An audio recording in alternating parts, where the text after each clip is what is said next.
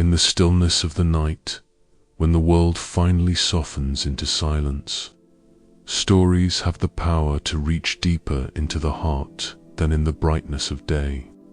Tonight, you are invited into a tale from the Buddhist tradition, a story not of power or conquest, but of a simple son whose love and devotion to his parents became his greatest strength. In a time when wealth and ambition often distract us from life's gentle truths, this story is a reminder of the virtue of gratitude, compassion, and care. As you listen, allow each word to quiet your thoughts and guide you into rest. For this is not only a story for the mind, but a balm for the soul. If this journey brings you peace and comfort, we invite you to stay with us, subscribe to Buddhism for sleep, and continue walking together through stories that nurture kindness, wisdom, and serenity.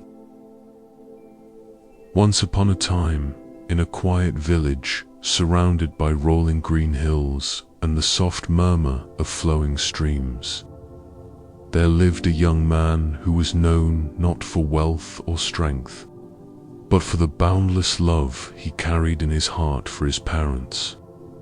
His name has been lost to history, yet his story has been preserved within the teachings of the Buddha as a shining example of filial piety, the virtue of honoring and caring for those who gave us life.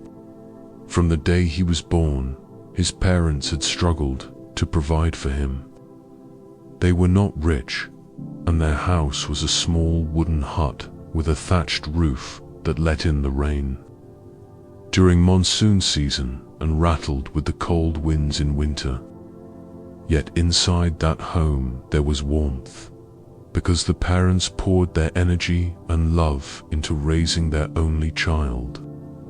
The boy grew up seeing how hard his father worked in the fields, how his mother endured long days spinning thread and weaving cloth to earn a little extra rice. As he became older, he realized that every grain of food on his plate came from their sacrifice.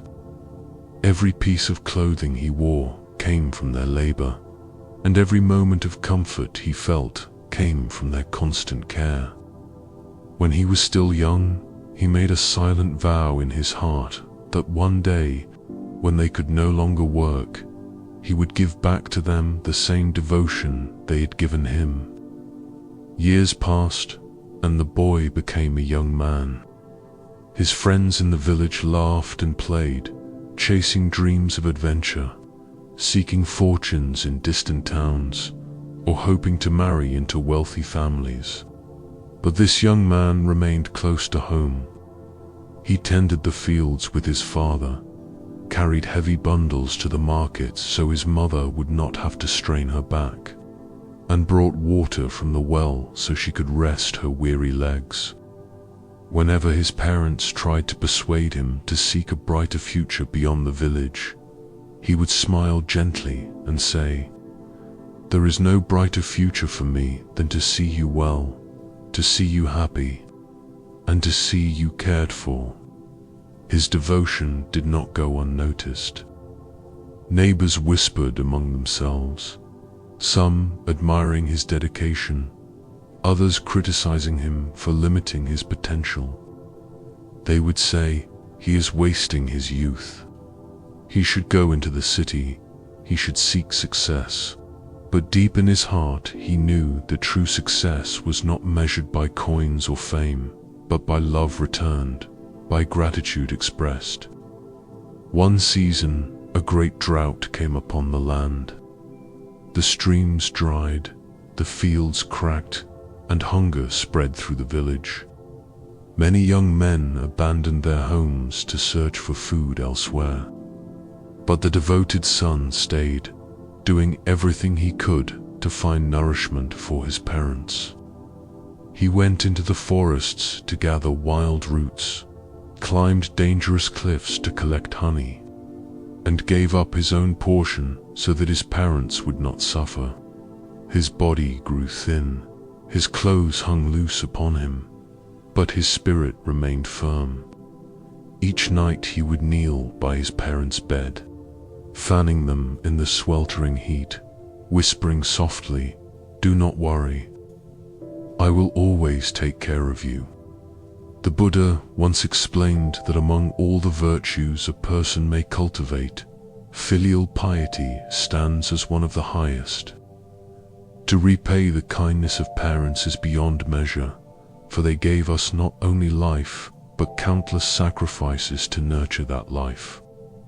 In the story of this humble son, the lesson becomes clear. Even in times of hardship, the heart that remembers gratitude finds strength beyond its own limits.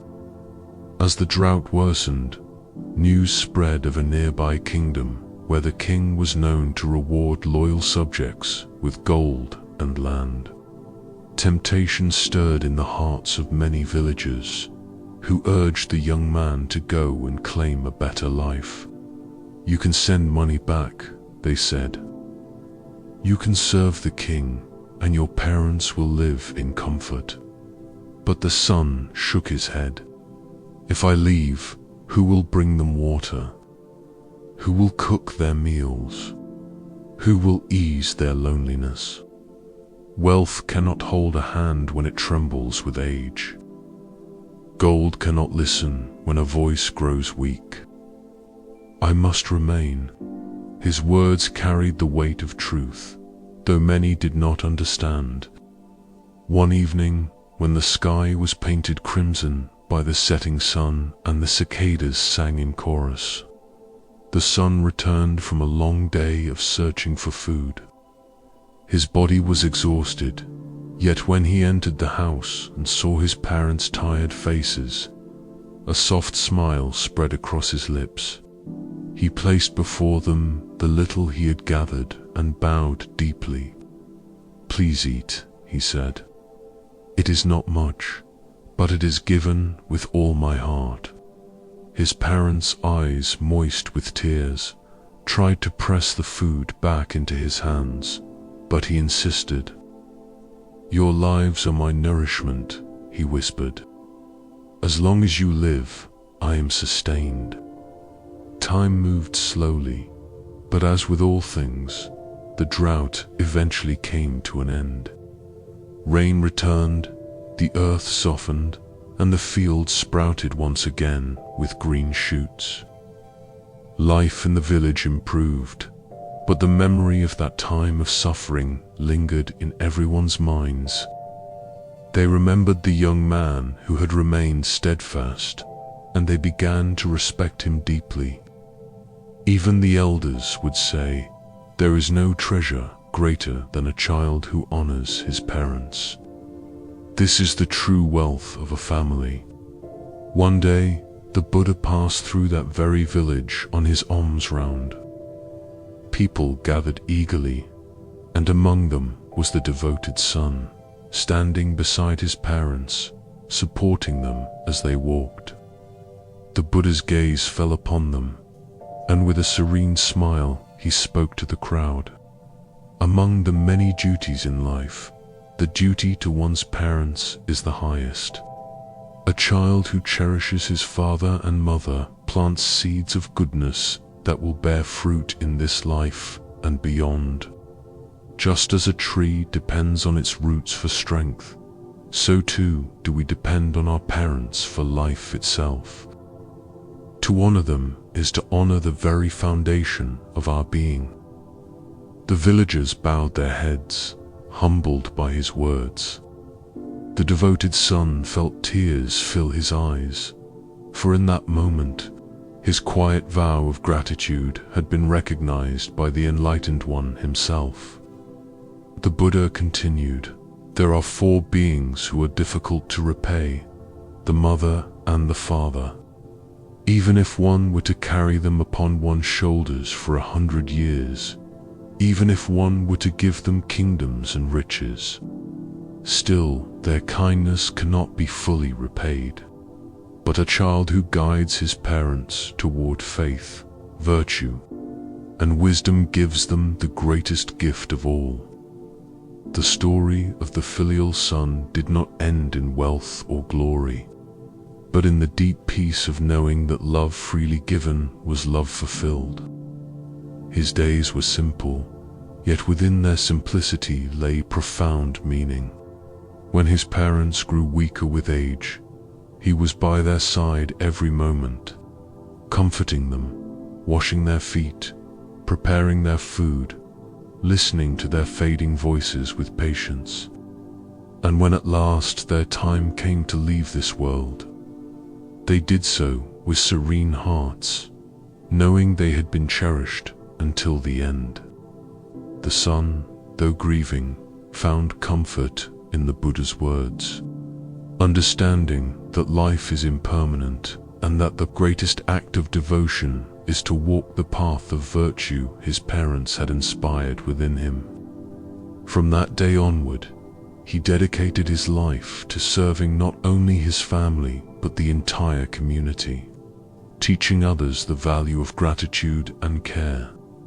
His example became a living scripture, reminding all who heard his tale that in honoring one's parents, one honors life itself.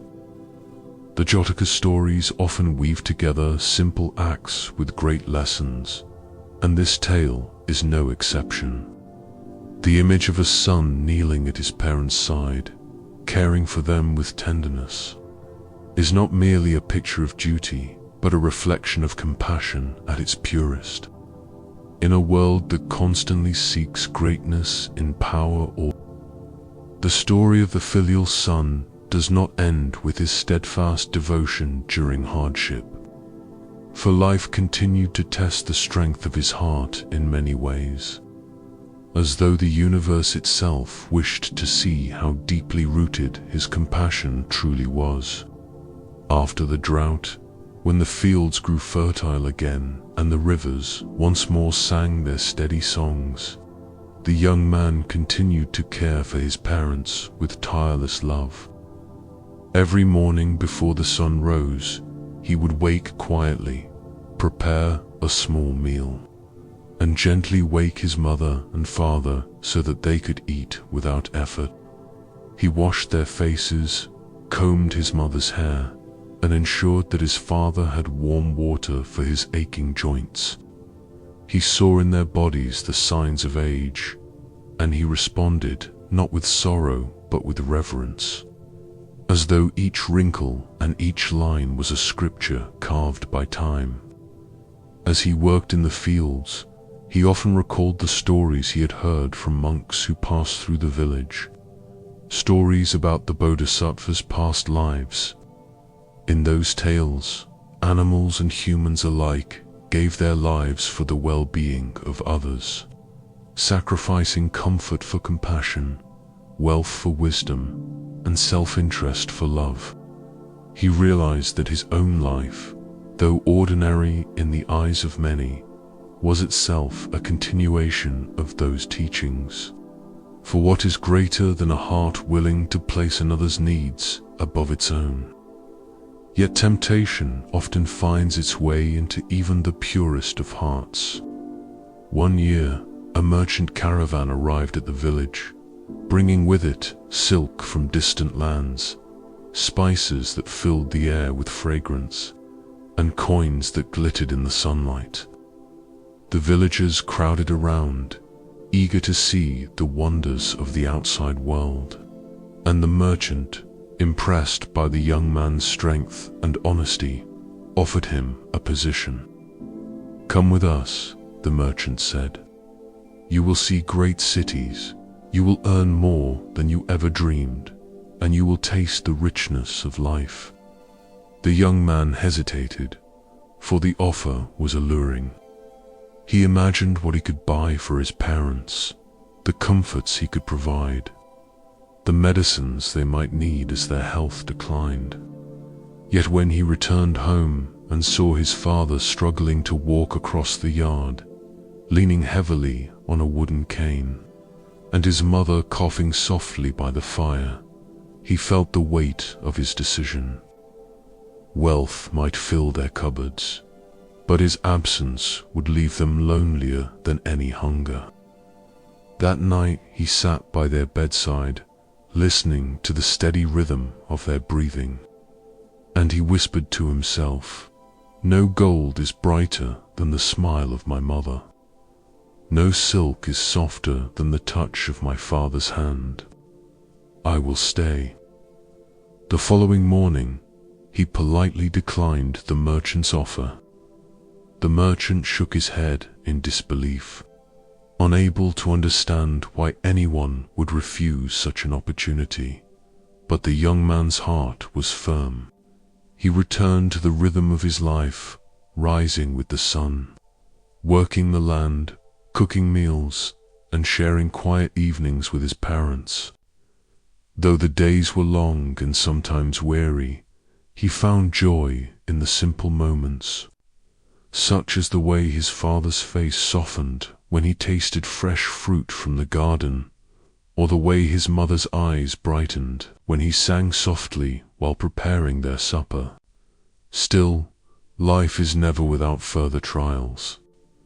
As the seasons turned, his parents grew older, their strength fading more with each passing year. His father's eyesight dimmed until he could no longer see clearly, and his mother's hands trembled too much to weave as she once had.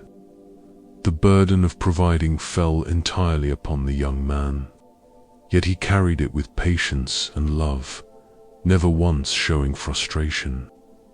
He understood that the roles of life are meant to change, that the strong must support the weak, and that this cycle is the natural rhythm of existence. One evening, as the moon rose full and luminous over the hills, the young man sat outside the house, reflecting on his life. The village had grown quieter as many of his peers had moved away to chase fortunes. Those who remained often looked at him with a mixture of pity and respect. Some whispered that he had wasted his youth, but others said he was blessed, for he had discovered a form of happiness that money could never buy. As he gazed at the moon, he thought of impermanence, a teaching he had heard from wandering monks. Everything in this world, no matter how strong or beautiful, must eventually fade. The body weakens, wealth disappears, power slips away, but the merit of compassion endures beyond lifetimes. He felt peace in that thought, knowing that every act of love toward his parents was like a seed planted in the soil of his soul, a seed that would grow long after the body turned to dust. But the world, in its vastness, rarely allows a life to remain untouched. One year, soldiers from a neighboring kingdom marched through the village, demanding supplies and labor for their war. They took young men by force, dragging them into service, leaving families without support. When they reached the filial son's home, they saw his strength and ordered him to join their ranks. His parents clung to him, pleading with the soldiers to spare their only child, but the soldiers laughed. They had little use for the tears of the elderly. The young man looked into his parents' eyes, filled with fear and despair, and he felt his heart ache. He bowed to them and said, "Do not worry. Whatever happens, my heart will remain with you." But as the soldiers prepared to take him, the village elder stepped forward, raising his voice. "This man cannot go.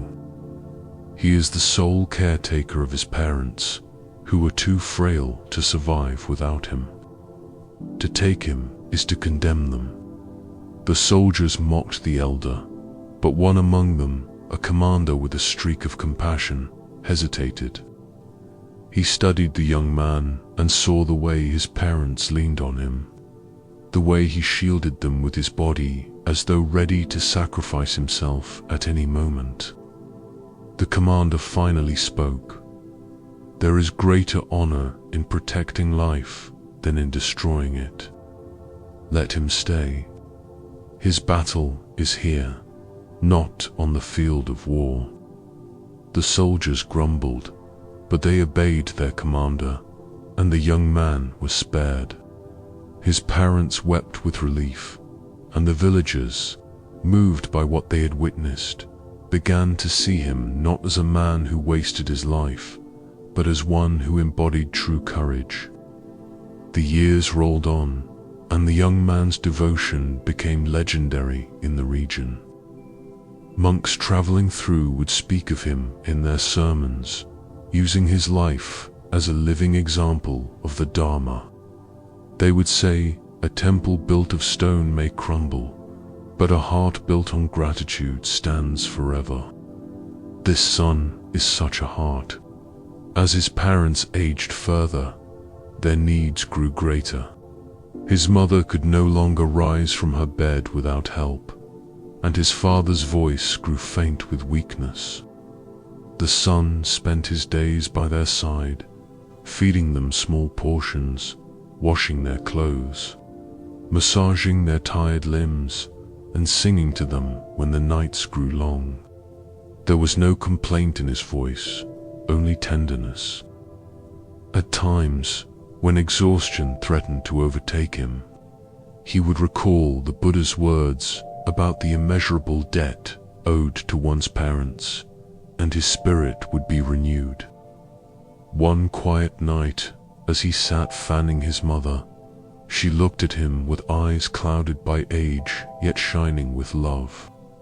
"My son," she whispered, "we gave you life, but you have given us something greater, dignity, care, and comfort in our final days. You have shown us the living Dharma more than any monk or king ever could." Tears filled his eyes, but he smiled. The story of the filial son continued to unfold with deeper trials as life presented him with challenges that reached beyond hunger, beyond war, and into the very heart of human temptation and desire. After the passing of his beloved parents, he carried within him not only grief, but also the quiet strength of their love, which guided him through lonely days and restless nights. The villagers often sought his advice, for they saw in him not only a son devoted to his parents, but also a man who had absorbed the wisdom of sacrifice and compassion. His hut became a place where people gathered to speak of their troubles, and he listened with the patience of one who had spent years placing the needs of others before his own. Yet even as he became a figure of respect, whispers of opportunity reached his ears. A nobleman traveling through the village noticed his diligence and integrity and offered him a position in the palace. The nobleman said, "You have spent your life caring for others with selfless devotion. Imagine how much good you could do if you had the resources of the king's court.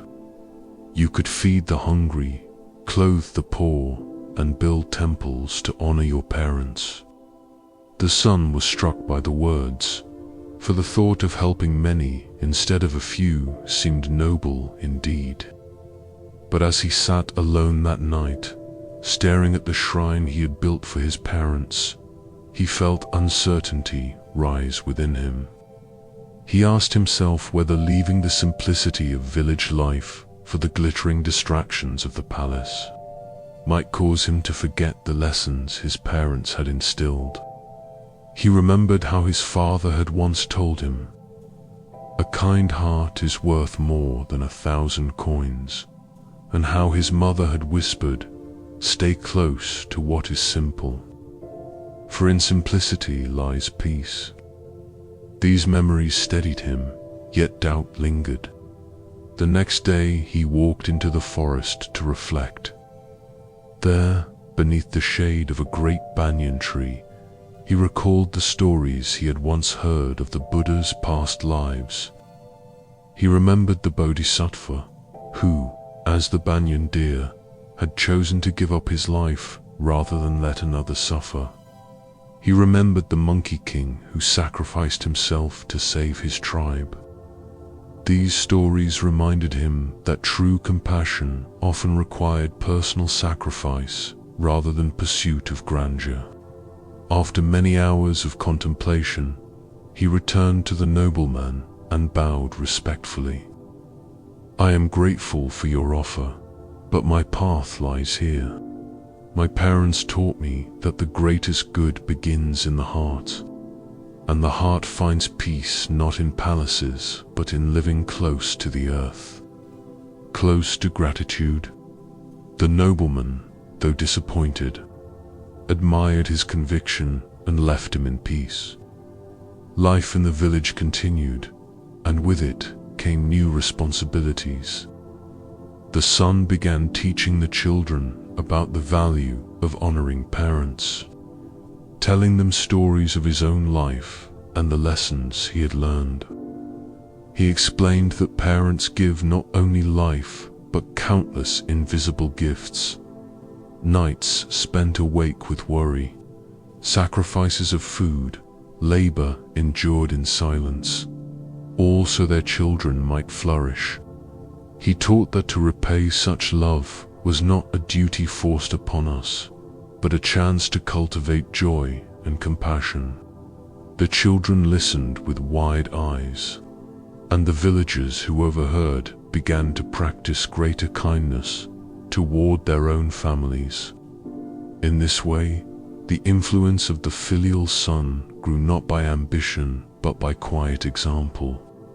Still, temptation returned in different forms. One day, a wealthy trader passing through the village noticed the son's modest home and said, "You live simply, but you could live better. Work with me, and you will have riches. You can build great monuments to your parents, statues that will last for centuries." The son listened and replied gently, "A statue carved of stone may stand for centuries, but it will one day crumble. The true monument to my parents is not built of stone, but of the love I show to others. That monument will never fade." The trader, unable to argue, left shaking his head. Time moved forward, as it always does, and the son grew older.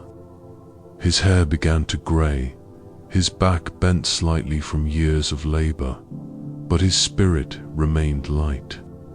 He continued to honor his parents' memory through acts of kindness, feeding hungry travelers, caring for orphans, and offering comfort to the sick. His life became a living sermon, each day a verse, each action a teaching.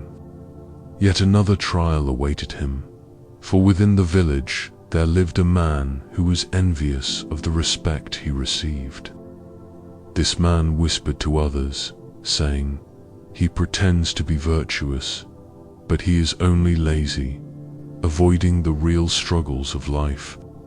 He hides behind the memory of his parents to gain admiration." The whispers spread like smoke, and though many dismissed them, some began to doubt.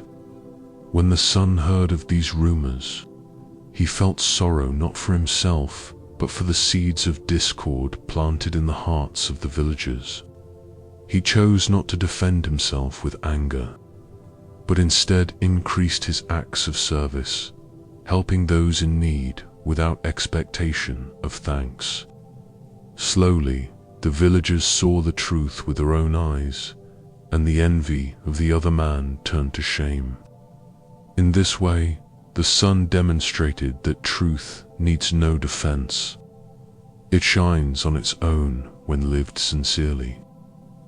As the years passed, the son often reflected on impermanence, for he knew that his own time would one day end. He did not fear death, for he understood that just as his parents had departed, so too would he, and that the cycle of life and death was as natural as the rising and setting of the sun. What mattered was not the length of life, but but the depth of love given during it. He remembered how the Buddha had said that even carrying one's parents upon one's shoulders for 100 years could not repay their kindness, but guiding them toward virtue was the greatest gift. Though his parents were gone, he guided others instead, honoring them by spreading the values they cherished. His life became like a lamp, passing its flame to others without diminishing its own light. One autumn, as golden leaves drifted gently from the trees, a group of monks visited the village. They spoke of distant lands, of kings and wars, of temples rising and falling. But when they asked the villagers who inspired them most, the answer was always the same: the filial son. The monks, curious, sought him out and found a man of simple clothing, calloused hands, and serene eyes. They asked him to tell his story, and he recounted, not with pride but with humility, the years he had spent caring for his parents, the trials he had faced, and the lessons he had learned. When he finished, the monks bowed deeply. "You have lived the Dharma more purely than many who wear robes," they said.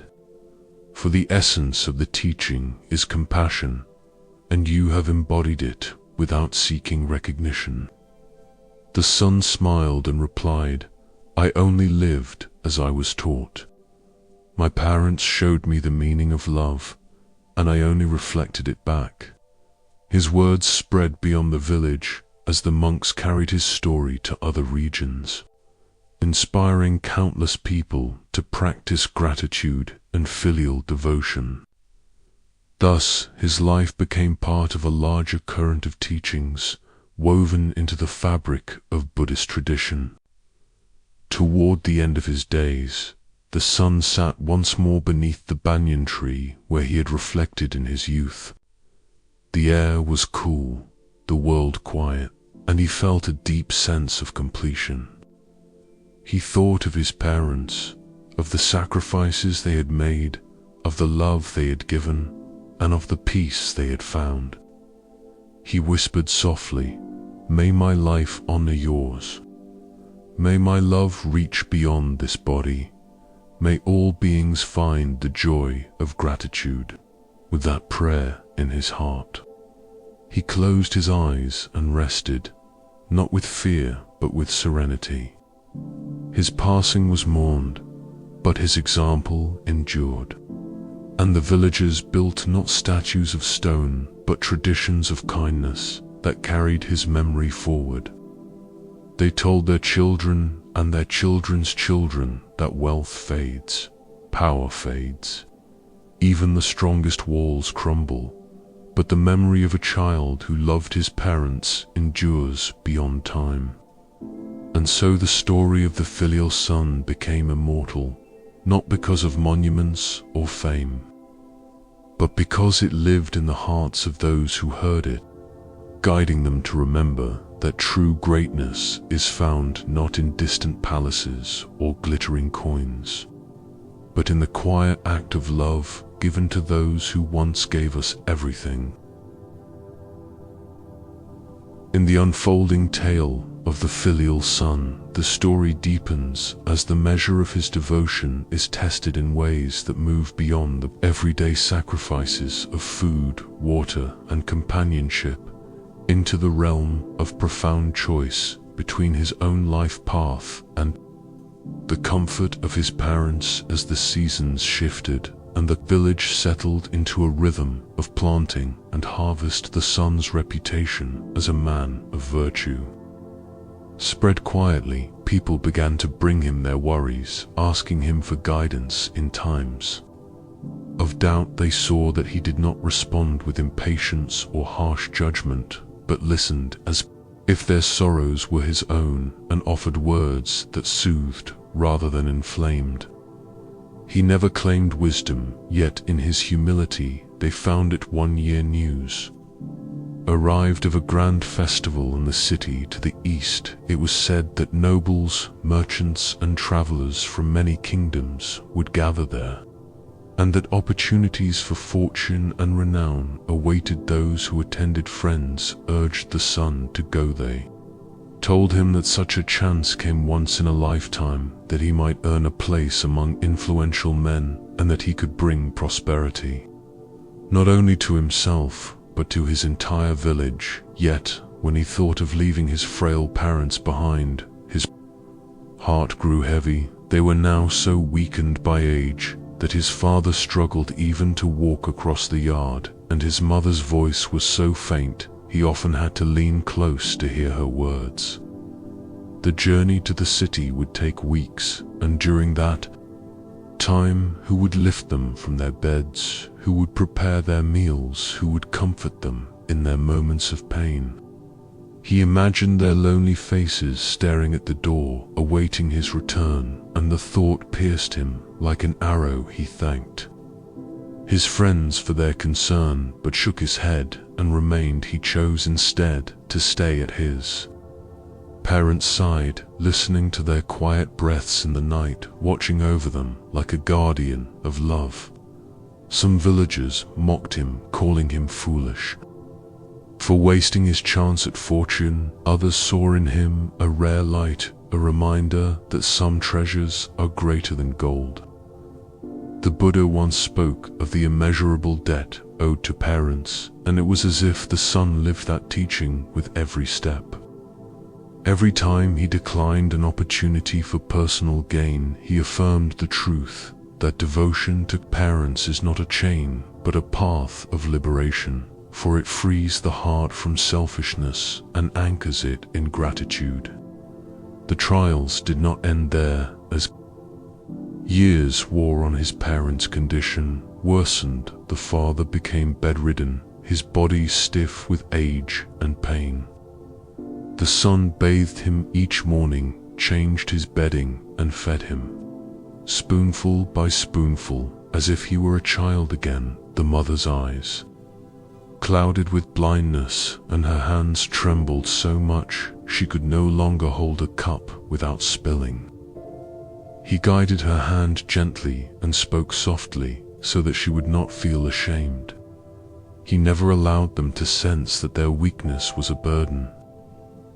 Instead, he treated each act of care as a sacred ritual, reminding himself that these were the very people who had once carried him when he could not walk, fed him when he could not feed himself, and loved him without hesitation when he had nothing to give in return. One evening, when the air was cool and the scent of blossoms filled the yard, a wandering monk visited the village. He was offered lodging at the son's home, and he observed the way the young man cared for his parents. The monk asked gently, "Why do you not seek your own life? Why bind yourself to this small hut when the world beyond offers so much?"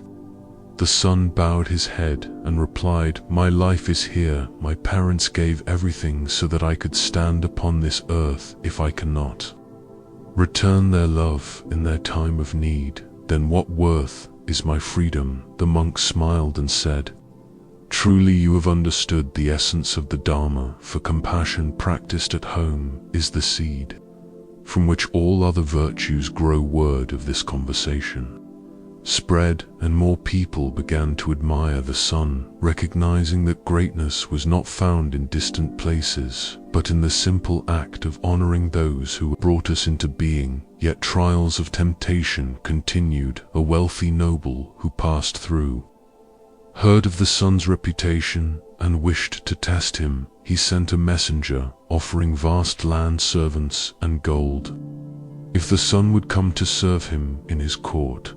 He promised that the noble would build a shrine to honor the son's parents, ensuring their names would be remembered for generations. The offer was dazzling, even to the villagers, who thought, "Surely now he will accept, for who could refuse such riches?" But the son answered with calm clarity, "A shrine of stone can crumble under time. and whether but a shrine of love built through daily care cannot be destroyed, my parents. Memory does not require marble, it requires only the devotion of a heart that remembers. The noble, upon hearing this, was humbled. He realized that no amount of wealth could purchase the purity of such love, and he withdrew his offer, bowing in respect. The son's parents, though frail, understood the depth of his sacrifice. They wept, not because they feared for their own comfort, but because they saw how willingly he placed aside every chance at greatness for their sake. They told him, "Dearest child, you owe us nothing, for it was our joy to raise you. Do not let our weakness chain you to this house." The son knelt before them, his voice steady. "You gave me life, I give you mine. This is not bondage, it is freedom, for in serving you I serve the very truth of life itself." As he spoke those words, he felt a peace settle over him. Like a soft cloak, he realized that his path, though humble, was the highest calling he could follow. Seasons passed into years, and as his parents' lives drew near their close, the son remained steadfast. He was present in every moment of their decline, not with despair but with compassion. He sang to them when they could no longer speak. He held their hands when they trembled. He stayed awake through long nights, so they would never feel alone. When at last his father breathed his final breath, the son was by his side, whispering words of gratitude. When his mother passed away, he held her hand until the last moment, promising that her love would live on within him. Though grief swept over him like a tide, he bore it with dignity, for he knew that death was part of the cycle of impermanence. He built a small shrine of wood, not to display wealth, but to hold a candle each evening as he remembered their faces. He bowed before it with tears in his eyes, yet with gratitude in his heart. His devotion did not end with their deaths. Instead, it transformed into service for others. He began to care for the elderly in the village who had no children of their own. He visited them, brought them meals, repaired their homes, and sat with them in silence so they would not feel forgotten. The villagers who once mocked him now revered him, calling him a guardian of compassion. They realized that he had turned his personal devotion into a gift for the whole community. As the years passed, his story spread far beyond the village. Travelers carried it to distant towns. Monks spoke of him in their sermons, and his life became a living example of the truth that filial piety is the foundation of virtue. He grew old himself, yet never sought comfort beyond the simplicity of service. His back bent, his hair silvered, his hands calloused, yet his heart remained as radiant as ever in his final years. He often sat beneath the banyan tree where he had once reflected in his youth. He would watch the children play and think of the circle of life. He knew that his story would fade into the flow of time, but the lesson it carried would endure, for love and gratitude are timeless teachings, not bound to one man or one village, but belonging to all humanity. One evening, as the sun dipped low and the sky glowed with the colors of dusk, he whispered to himself, "My parents live on in every act of kindness I perform. Their love shaped me, and through me it touches others. In this way, they are never truly gone." With that thought, he felt a serenity deeper than any he had known before. He closed his eyes and let the rhythm of the world carry him into rest. The villagers honored him after his passing, not with statues or riches, but by living the values he embodied. They taught their children that to honor parents is to honor life itself, that to serve with love is to walk the path of the Dharma. His story became a seed planted in countless hearts, growing into compassion generation after generation. And so the tale of the filial son reminds us that the greatest trials of life are not found in distant battles or glittering palaces, but in the quiet choices made each day to place love above self. That choice, though humble, has the power to transform not only one family, but the entire world. The life of the filial son unfolded further as he encountered opportunities that tested not only his devotion to his parents, but his understanding of loyalty, compassion, and the impermanence of worldly gains. The years after his parents had passed left him with a quiet house and an emptiness that echoed through his days. Yet instead of falling into despair, he allowed his grief to transform into service for others. The villagers had long admired his unwavering care for his mother and father, but now they began to witness another dimension of his heart, for he extended the same compassion outward to those who had no family of their own. The elderly widows, the orphaned children, the sick who lay forgotten in their beds, all found a friend. In the filial son, he spent his mornings gathering food and preparing small meals that he carried from hut to hut, his afternoons mending fences, repairing roofs and tending to gardens for those too frail to work, and his evenings sitting in silence with the lonely, listening to their memories and stories until they drifted into peaceful sleep. The villagers began to call him not just the devoted son, but the guardian of the village, for he embodied the teachings of the Buddha without ever needing to declare them. He was the living reminder that compassion, when practiced consistently, becomes more than a virtue. It becomes the very fabric of a person's being. Yet, as he served quietly in the village, temptations arose once more, as if the world continually wished to see whether his resolve could ever be shaken. A group of wealthy merchants passing through the region stopped to rest in the village. They had heard tales of the filial son and were curious to meet the man whose devotion had become legend. When they found him, they were surprised to see not a figure of grandeur, but a man of simple clothing, calloused hands, and serene eyes. They invited him to join their caravan, promising riches beyond measure if he would manage their affairs. They told him that his honesty and compassion would earn him trust in distant cities, and that he could build an estate in memory of his parents, where their names would be spoken for generations. The villagers who overheard this offer watched closely, for they wondered whether at last he would accept such a chance. Yet the son smiled gently and answered, "The memory of my parents does not depend on stone houses or estates. Their memory lives in my heart and in the kindness I give each day. To turn away from that path in search of gold would be to forget the very lessons they taught me." Tense, though disappointed, respected his words and departed, shaking their heads at a man who valued love over wealth. Another test came when a nearby kingdom sought men of integrity to join its council. A messenger approached the son and said, "The king has heard of your devotion and your honesty. He wishes you to serve by his side, to guide him in ruling with wisdom and compassion. You will be given power and land, and your village will prosper under your influence."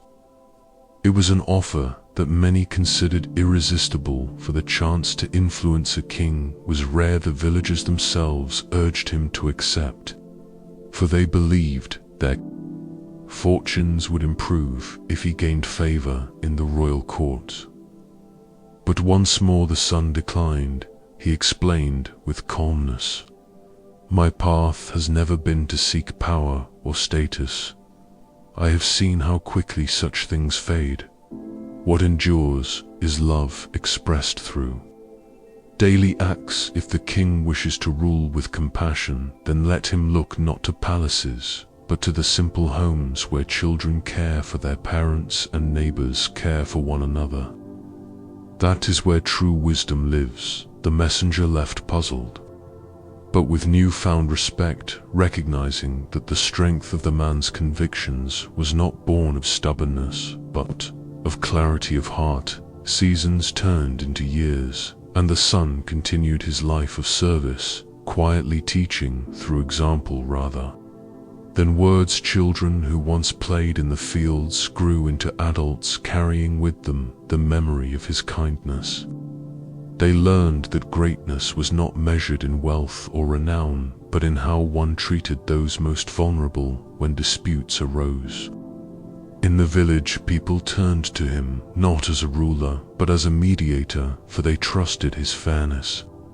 He listened carefully to both sides and spoke with gentleness, reminding them that anger burns hotter than any fire, and that reconciliation brings peace more lasting than any victory. Over time, his presence transformed the village itself. Families became closer, neighbors supported one another, and respect for the elderly deepened. The simple values he lived by spread like ripples in a pond, reaching far beyond his own hut. Travelers who stopped to rest carried stories of him to other lands. Monks repeated his example in their teachings, and his name, though never spoken with pride, became associated with humility, patience, and love. Yet, the greatest trial of his later years came not from temptation of wealth or power, but from the creeping frailty of his own body. As he grew old, his hands shook, his back ached, and his steps grew slower. The villagers, seeing this, were eager to repay the debt of care he had given for so long. They brought him food, repaired his home, and tended his garden, just as he had done for others for decades. Though he accepted their help with gratitude, he reminded them gently that his service had never been meant as a debt to be repaid, but as an offering of love. Love asks for nothing in return, he said, but it multiplies when shared. His humility deepened the villagers' respect, and they cared for him, not out of obligation, but out of genuine affection. During long nights, when pain kept him awake, he reflected on impermanence, recalling the teachings he had lived rather than studied. He understood that his body, like that of his parents before him, was subject to decay, but he found peace in knowing that the seeds he had planted through compassion would continue to grow long after he was gone. He thought of the Buddha's words about the four beings who are most difficult to repay: father, mother, teacher, and spiritual friend, and he realized that through his devotion to his parents, he had become all four to his community. A son who repaid his parents, a teacher who guided through example, and a friend who lifted others with compassion. In his final years, the son often sat beneath the banyan tree, watching the children of the village play. He saw in their laughter the echo of his own childhood, and in their care for their elders the reflection of the life he had modeled. He knew that his parents, though gone, were alive in every act of kindness that flowed from those children to their families. One evening, as the sun set behind the hills, painting the sky in shades of gold and crimson, he felt the weight of his years pressing heavily upon him. He closed his eyes and breathed deeply, whispering, "May the love I have carried be enough. May the gratitude I have sown blossom into peace for all beings." With that final prayer, he lay down beneath the banyan tree and drifted into a sleep from which he would not wake. The villagers mourned him deeply, but they celebrated his life with equal fervor. They told stories of his devotion around fires and in temples. They reminded their children of the man who chose love over wealth, service over power and gratitude. Over ambition, they did not carve statues or build monuments, but they carried his memory in their actions, treating their parents with care and their neighbors with kindness. In this way, his legacy became immortal not as a figure of legend, but as a living presence woven into daily life. And so the story of the filial son spread far beyond the borders of his village, becoming part of the great current of Buddhist teaching, a reminder that the highest path is not always found in distant journeys or grand achievements, but in the quiet, steady choice to love those who gave us life. Through his story, countless generations were inspired to remember that in honoring parents, we honor life itself, and that in serving others with compassion, we walk the very path of awakening. The tale endures, not because of wealth or power, but because it speaks to the universal truth that gratitude and love are treasures beyond time, and thus the life of the filial son remains a gentle light guiding all who hear it toward a deeper understanding of compassion, humility, and the boundless peace found in selfless devotion. As the story of the filial son deepens, the tests he faced grew more profound, not because the world pressed wealth or power upon him, but because the very nature of life itself demanded that he look beyond his own grief and suffering to discover a greater compassion than he had ever known. The death of his parents left him with a silence in his heart that even his acts of service could not entirely fill. For many nights he sat awake, listening to the empty space where once he had heard his mother's quiet breathing and his father's steady voice. He wept not because he regretted his sacrifices, but because love, when parted, leaves behind an ache that no philosophy can erase. Still, he knew that grief was a teacher, and he accepted it as part of the path of impermanence. The villagers who admired him saw his sorrow and wondered whether it would consume him, but instead he rose each day with quiet determination, continuing to serve others, and in doing so he transformed his mourning into compassion for those who also suffered loss. He became a source of comfort for widows and orphans, telling them gently that love is never lost, it merely changes form, that the kindness of parents lives on in the kindness of their children, and that to remember them with gratitude is to keep them alive in the heart. Though his words were simple, they carried the weight of lived truth, and many found peace in them. One day, a severe illness swept through the region, spreading quickly and leaving fear in every home. The villagers grew anxious, and many withdrew to protect themselves. Yet the filial son did not hide. He walked from house to house, caring for the sick, bringing water and food, and speaking soft words of reassurance. He washed fevered brows and held trembling hands, though he knew that in doing so, he risked his own life.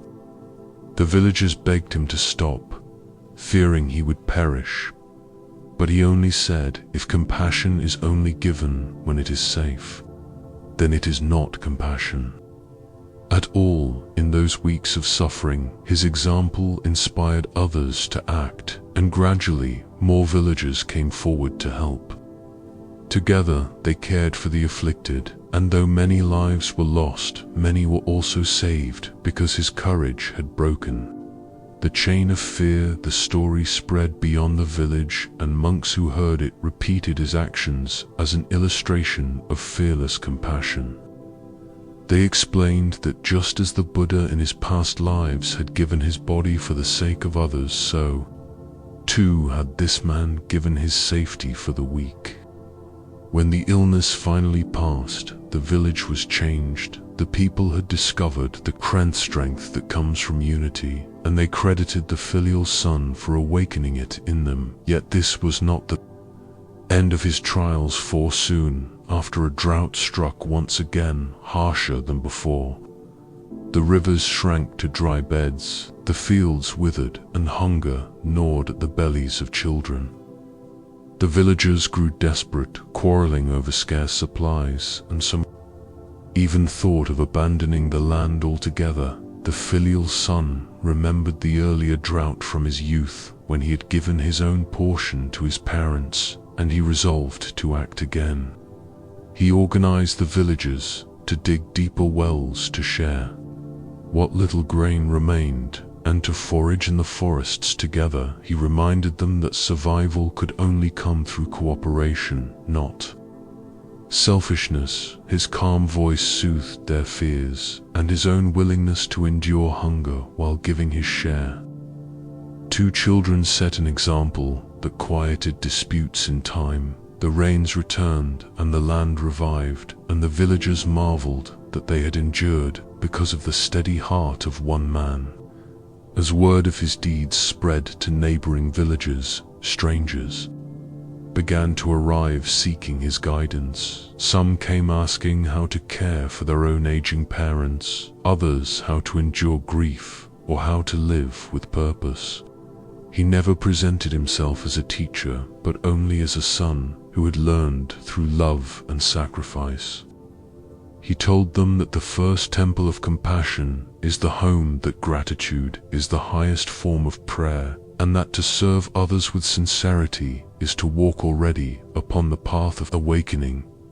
His humility touched all who heard him, for unlike rulers or priests who sought honor, he lived quietly without seeking anything in return.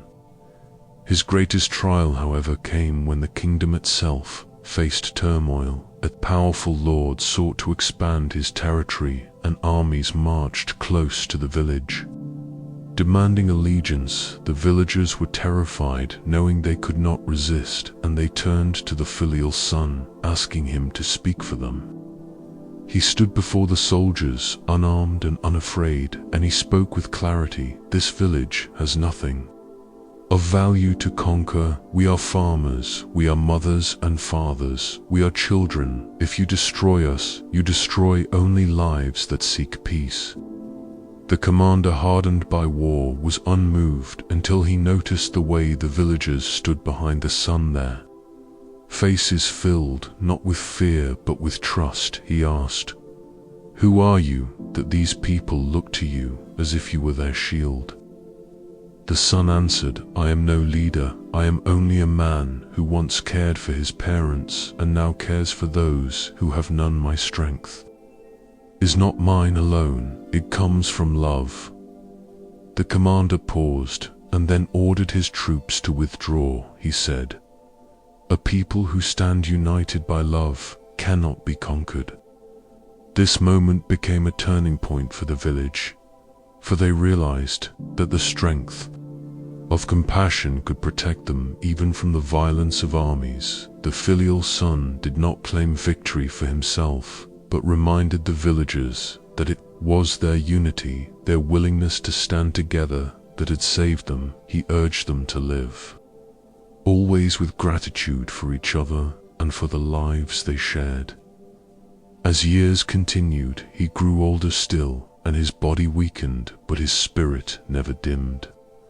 He often spoke of impermanence, telling the young that life's fragility is not a curse, but a reminder to cherish each moment. He taught that parents are the first teachers, not only through their words, but through the countless silent acts of sacrifice that sustain a child. He explained that to forget those sacrifices is to forget the foundation of one's own existence. In the final chapter of his life, he spent much time sitting quietly by the small shrine he had built for his parents, lighting a candle each evening and reflecting on the path he had walked. Villagers would often join him, sitting in silence, and in those shared moments they felt a peace that words could not capture.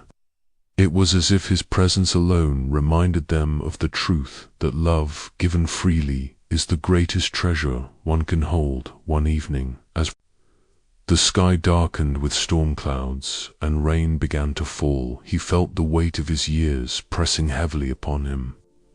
He lay down upon his mat and whispered, "May I meet my parents again, in whatever form life takes. May the love I have given return." To all beings as peace with that prayer, he closed his eyes and passed quietly into death. The villagers gathered to honor him, not with grand monuments, but with acts of service. They cared for their parents with renewed devotion. They treated their neighbors with greater kindness, and they taught their children the story of the man who had chosen love above all. In this way, his legacy lived on, not as a tale of wealth or power, but as a living tradition of compassion that spread from heart to heart, generation after generation. And so the story of the filial son became timeless, echoing through the ages as a reminder that to honor one's parents is to honor life itself, and that from such simple devotion flows a compassion vast enough to embrace the world.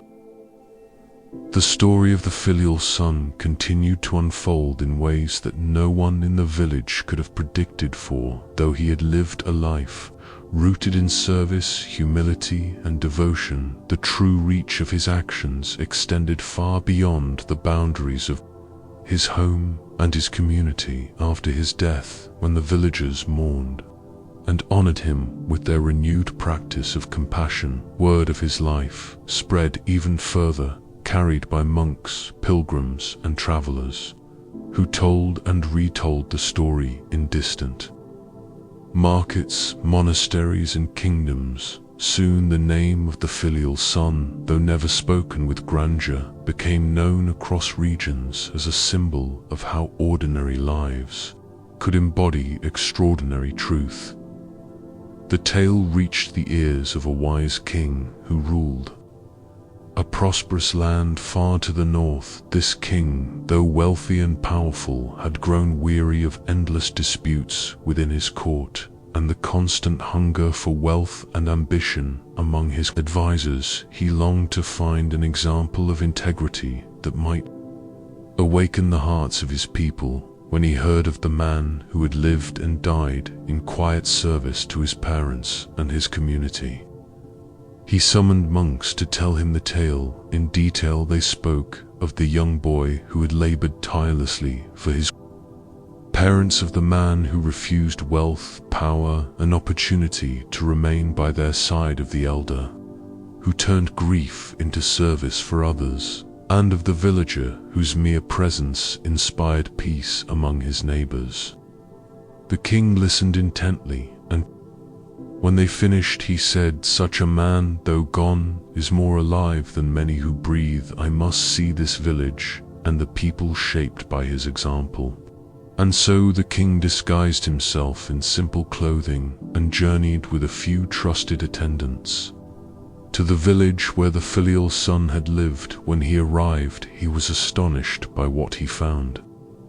Unlike many villages where disputes and divisions festered, this community seemed bound by an unusual harmony. Families cared for their elders with visible tenderness, neighbors supported each other in times of need, and even children spoke with reverence about gratitude and kindness. It was as if the entire village had absorbed the teachings of one life and transformed them into a living practice. The king revealed himself and gathered the villagers, asking them to tell him about the man they called the guardian of compassion. Each voice spoke with warmth. Some told of his tireless care for his aging parents, others of the way he had given food to hungry children during famine, others of how he had calmed disputes with patience and gentleness. The king was moved and said, "You have been blessed, not with riches or power, but with the living Dharma embodied in a single man. Know that such an example is worth more than any treasure in my kingdom." He ordered that the story be recorded by scribes and shared throughout his land so that people might learn from it. The tale spread into monasteries where monks recited it as part of their teachings and into cities where common folk spoke of it. In marketplaces, it was told by parents to their children and by teachers to their students. And in every telling, the essence remained the same, that true greatness lies in gratitude and love. The spread of the story brought new visitors to the village. Monks came to meditate where the filial son had lived. Pilgrims came to bow before the humble shrine he had built for his parents, and seekers came to sit under the banyan tree where he had reflected in his youth. The villagers welcomed them, not with pride, but with humility, saying, "We are not extraordinary people, we only live what we have learned from the One who showed us that love is the highest teaching." The influence of the filial son reached even further when a group of scholars, traveling from a distant land, heard the story and brought it back to their homeland. There it was, translated into another language and woven into local traditions, blending with their own. Tales of virtue and devotion. In this way, the story transcended cultural boundaries, reminding people everywhere that love for parents and compassion for others are universal truths, not confined to one religion or one region. The Buddha himself, when told of the spread of this story, is said to have smiled and remarked, "The Dharma shines wherever compassion is lived, not merely spoken." This man, though not a monk, understood the essence of the path better than many who wear robes. For in caring for his parents, he cared for the foundation of all beings, and in serving his community, he embodied the boundless heart of compassion. As the story continued to travel, its impact grew. A wealthy merchant who had once thought only of profit heard it and was moved to return home and care for his aging mother. A young warrior who had believed that strength was found in conquest laid down his sword after hearing the tale and chose instead to protect the weak.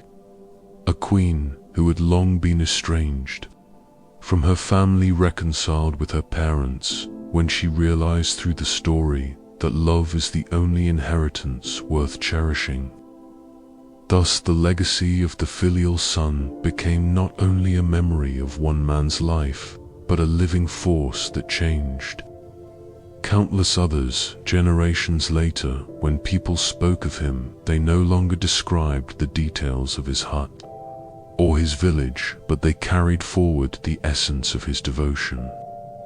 The story became part of the fabric of Buddhist teaching, integrated into sermons, poems, and meditations. It was told by candlelight in temples, by firelight in homes, and by moonlight under trees where children drifted into sleep. Hearing of the man who chose love above all, in this way, the story reached beyond even the original village until it became a timeless parable, reminding each new listener that they too could embody the same spirit in their own lives. The villagers who had once lived with him grew old and passed away, but their children carried on the practice of gratitude, and their children's children did the same. The village remained a place of unusual peace and kindness long after the filial son's name had faded into legend.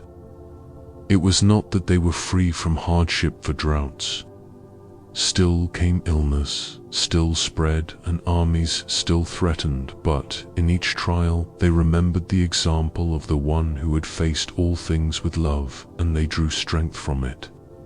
In time, the banyan tree beneath which he had once sat grew vast, its roots spreading deep and its branches wide. Pilgrims sat beneath its shade and said, "Here is where love became greater than self."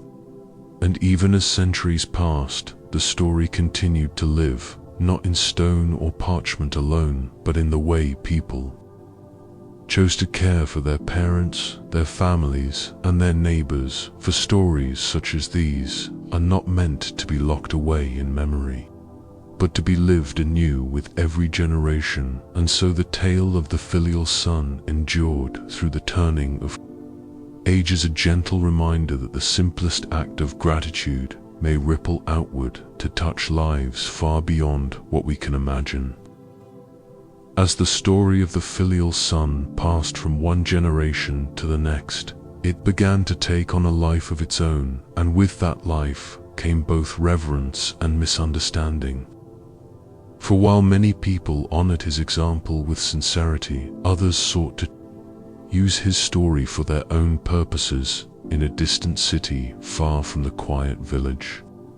Where he had once lived, there was a governor known for his ambition and greed. He had heard of the filial son's tale, and he recognized that it stirred the hearts of the people more deeply than any law or decree, could he thought to himself. If I align myself with this story, people will revere me as they revere him, and my power will grow. Thus he ordered that statues be built in the marketplaces depicting himself beside an old man and woman, claiming that he too had once cared for his parents with the same devotion. He commanded his scribes to write altered versions of the tale, placing his name in place of the humble son and spreading these versions through the land. At first, the people believed, for the governor spoke with eloquence and his monuments dazzled the eyes. But over time, cracks began to show. His deeds did not match his words. He hoarded wealth, exploited the poor, and ignored the suffering of his subjects. When famine struck, he raised taxes rather than offering relief, and when questioned, he would only gesture to the statues and say, "See, I am a man of filial devotion." Just as the son of old, the people grew restless, for though they admired the story of the true son, they could see that the governor's heart did not reflect the compassion he claimed. The monks who had preserved the authentic tale began to speak more boldly, reminding the people that the story was not about grandeur or self-praise, but about humility and quiet service. They told them that to twist the tale for selfish gain was to betray its very essence.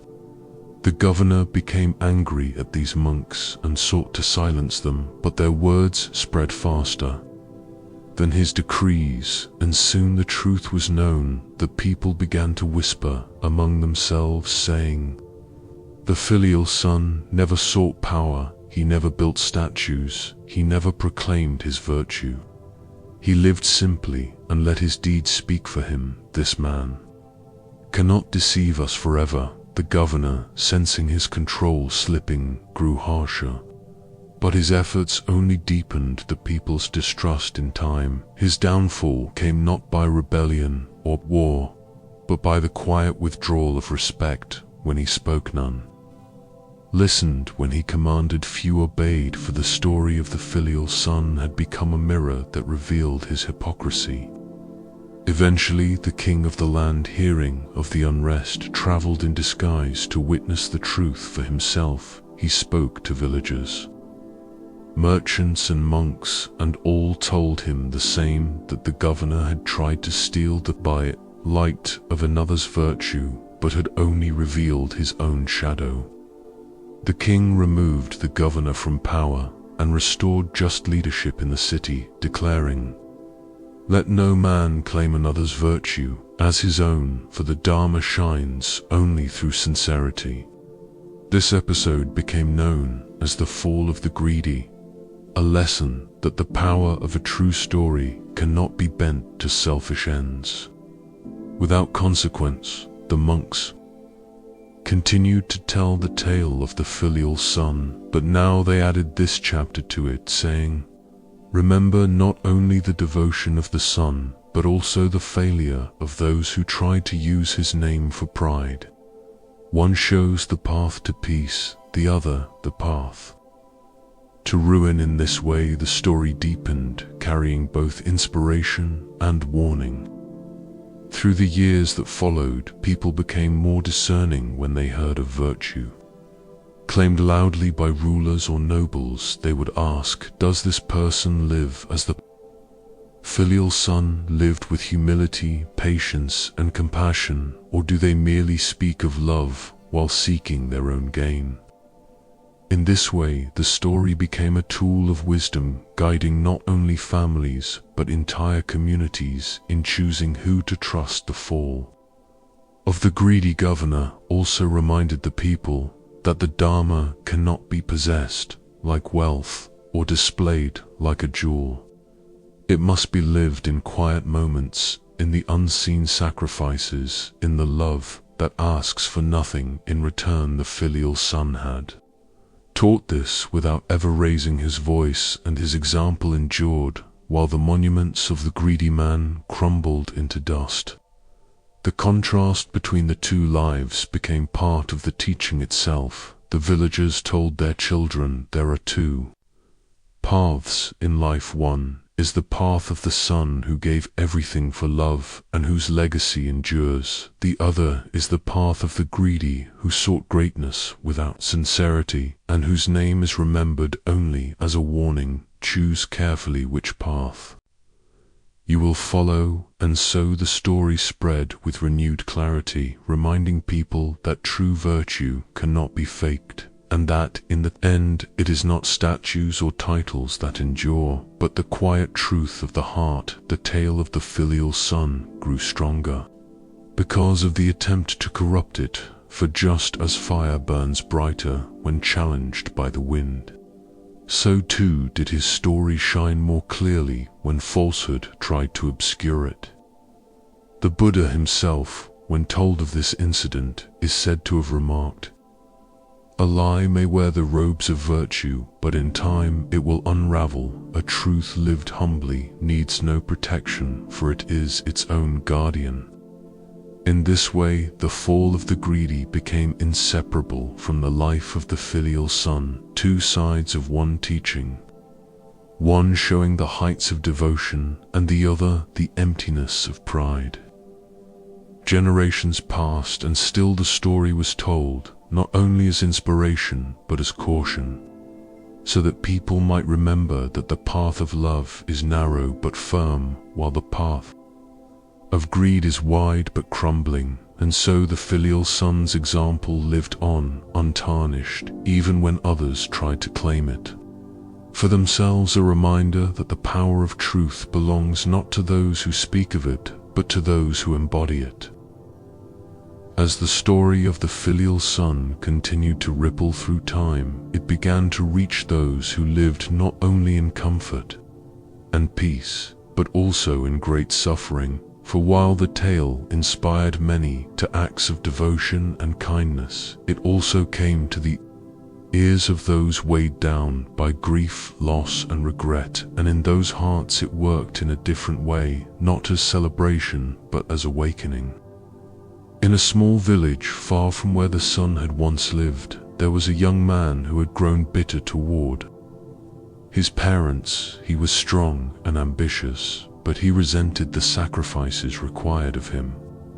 He saw his friends leaving for the city and returning with wealth and fine clothes, while he remained bound to his home, working the fields alongside his aging father and mother. His heart hardened with resentment until he could no longer see their love behind their requests. He spoke harshly to them, ignored their needs, and dreamed of the day he might escape into a brighter life. One morning, angered by what he saw as endless burdens, he left his home, vowing never to return. His parents wept but could not stop him, and so they remained behind, weak and lonely. The young man reached the city, and at first his dreams seemed fulfilled. He found work among merchants, earned coins enough to eat well, and dressed himself in fine cloth. He felt free of the weight of his family, yet in quiet moments he felt an emptiness he could not name. Over the years, he grew successful, but also proud and selfish, and in his pride he forgot the ones who had given him life. Then one evening, while resting at an inn, he overheard a monk telling the story of the filial son. The monk spoke of the boy who sacrificed his own youth to care for his parents, of the man who declined riches and power to remain by their side, and of the elder who turned grief into compassion for all the listeners. In the inn, sat quietly, their eyes lowered, some with tears glistening. The young man at first scoffed, but as the story continued, he felt something stir in his heart. He remembered his father's bent back in the fields, his mother's tired hands at the loom, the quiet meals they had shared by lamplight. He remembered how they had gone without food so that he might eat more, how they had smiled at him even when they were weary, and suddenly he felt the weight of his choices pressing heavily upon him. That night he could not sleep. He thought of how he had abandoned them, how he had spoken harshly to them, and how he had never once repaid their kindness. He felt shame like a stone in his chest, and tears flowed freely for the first time in many years. The next morning he sought out the monk and begged to hear the story again. When it was finished, he bowed deeply and said, "I have lived wrongly. I have thrown away the greatest treasure a man can have. I must return to my parents if they still live." The monk looked at him with compassion and said, "Repentance itself is the beginning of transformation. Go with haste and do not delay, for life is impermanent and each day is precious."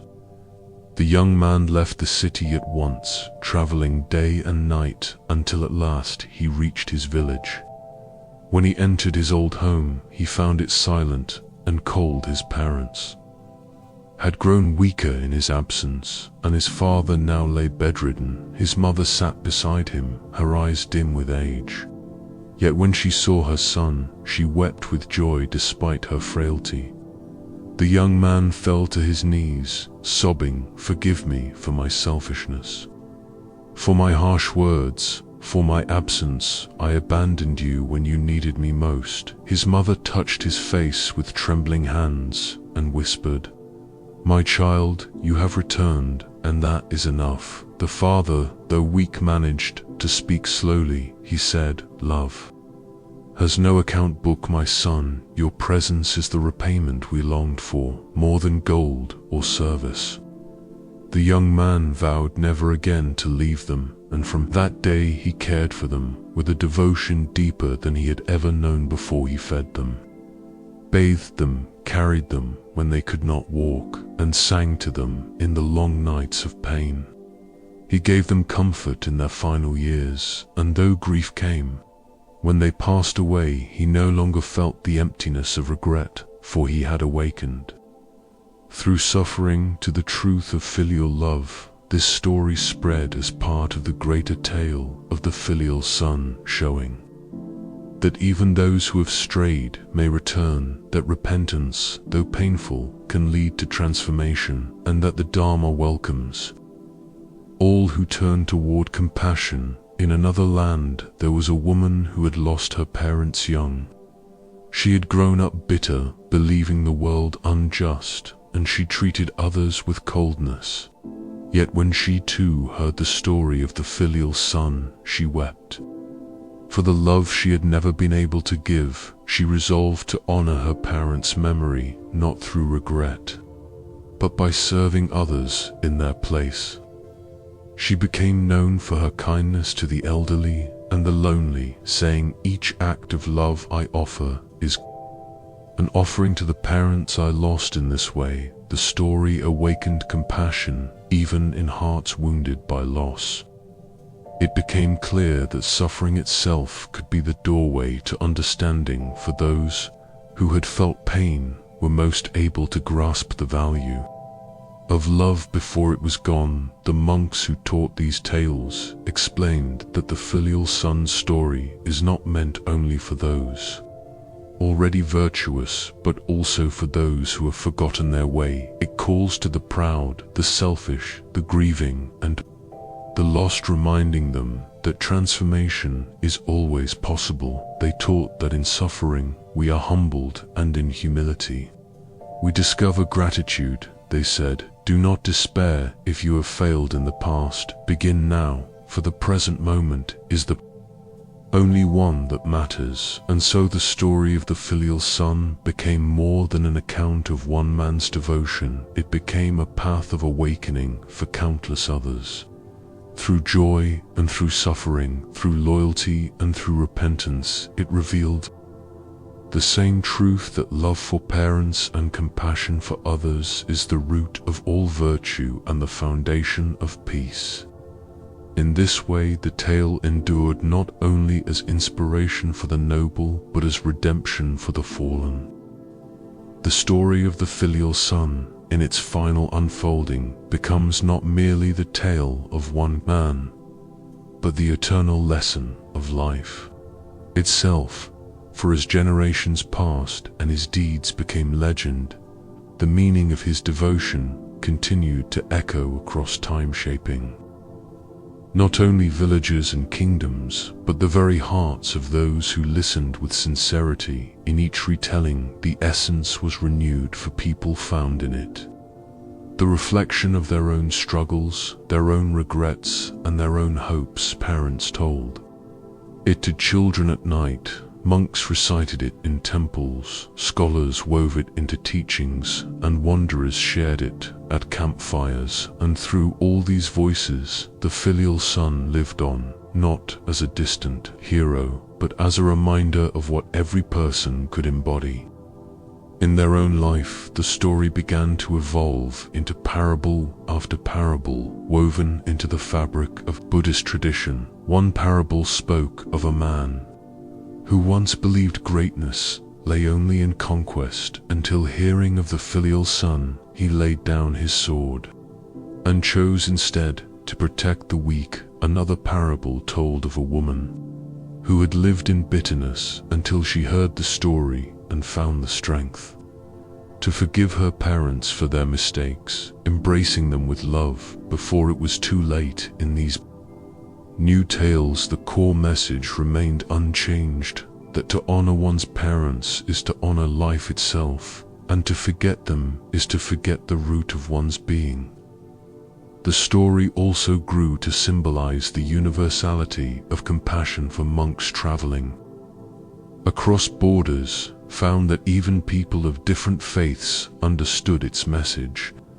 They too knew the sacrifices of parents, they too knew the longing of children to be cherished, and so they too were moved. The tale was recited in lands where the Buddha's name was not known, and yet its truth was recognized. For love, gratitude, and devotion are not bound by culture or creed, but belong to all. The Buddha's disciples themselves saw in the story a perfect reflection of his teaching on karma and compassion. They taught that the son's devotion bore fruit not only in peace for his parents, but in the transformation of his entire community, and those who follow his example plant seeds that blossom far beyond their sight. They reminded their students that every meal shared, every hand held, every sacrifice offered is an act that reverberates through the world like a stone cast into water,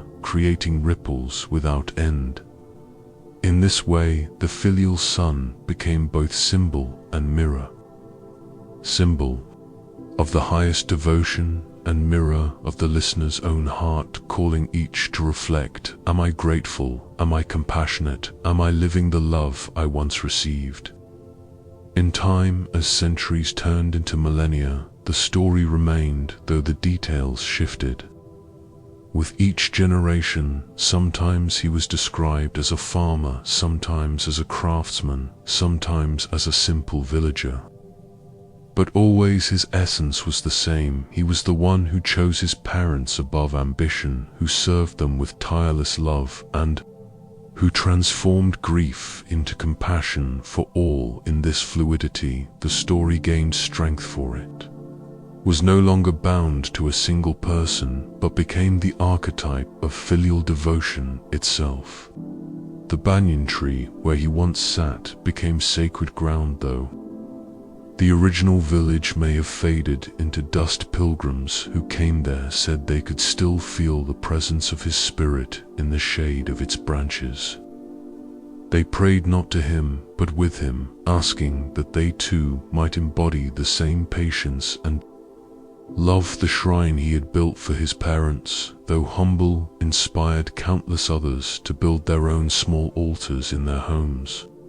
Not for grandeur, but as daily reminders of gratitude, children grew up bowing before these shrines, offering flowers and incense, and in doing so, they carried forward the lesson that love must be remembered not only in words, but in action. In later generations, poets sang of him as a light in the darkness, artists painted him kneeling by his parents' bedside, and dramatists performed his life in stories that moved audiences to tears. Each interpretation added new layers, but none could alter the central truth that devotion to one's parents is the beginning of devotion to all beings. Scholars debated the historical accuracy of the tale, but even the skeptics admitted that its power lay not in fact, but in meaning. For whether or not every detail was real, the truth it conveyed was undeniable.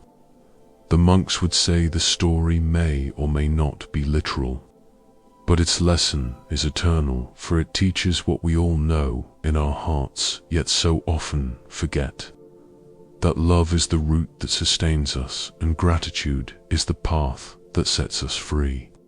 The story became so deeply ingrained that even rulers and kings humbled themselves before it. In one account, a powerful monarch who had conquered vast lands heard it and was struck by shame, realizing he had neglected his own aging mother. He left his throne for many months to care for her, personally returning to rule only after she passed, saying, "I have learned from the filial son that no crown can outweigh the love of a parent." Such examples ensured the story's continued relevance, reminding people of every station that wealth and power are fragile, but love and gratitude endure in the quiet of monasteries. The story was told during meditation sessions, where practitioners were asked to contemplate their own parents, to recall their sacrifices, and to let gratitude soften their hearts. Many reported that tears came unbidden, yet with those tears came release, a healing of old wounds, and a renewal of compassion. Even those whose parents had passed found comfort, for they were reminded that love does not end with death, but flows on through memory and through the lives we choose to live. The story also began to be used in ceremonies marking important stages of life. In weddings, it reminded couples to honor the families that raised them. In funerals, it reminded mourners to cherish their parents. Memory, in festivals, it reminded entire communities that the strength of society rests not in laws or armies, but in the unseen thread of love that binds generations together.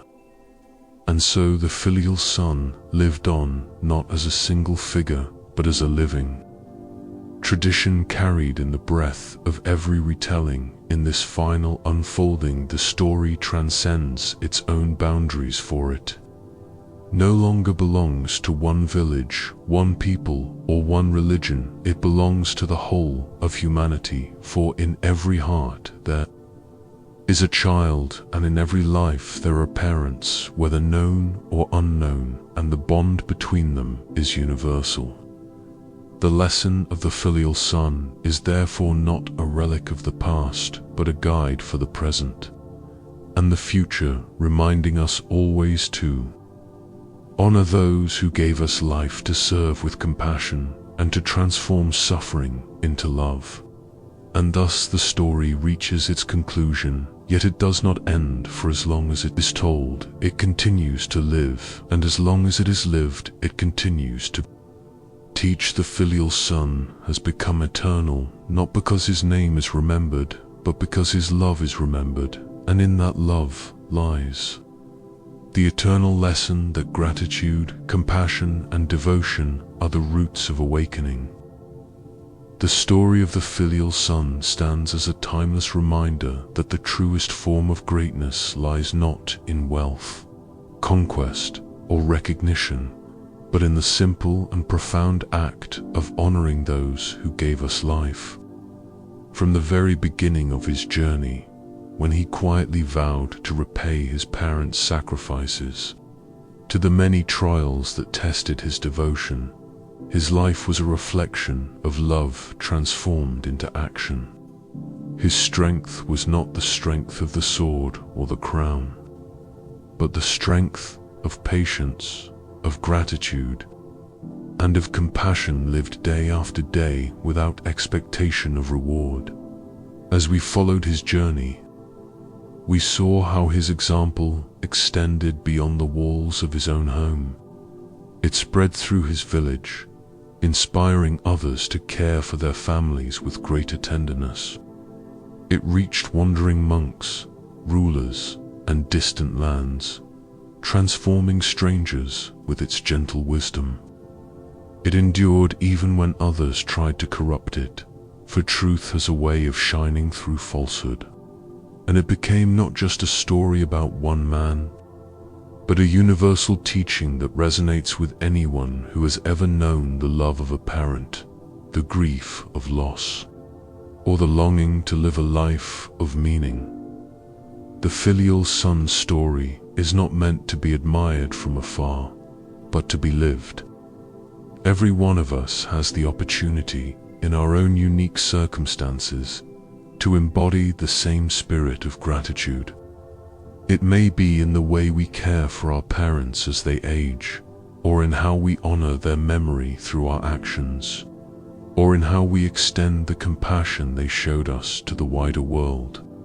Even small acts, listening with patience, offering kindness, remembering with gratitude, are seeds of awakening in Buddhism.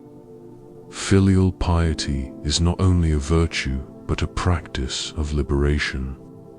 For when we shift our focus from self-interest to love and gratitude, the chains of ego loosen and the heart becomes light.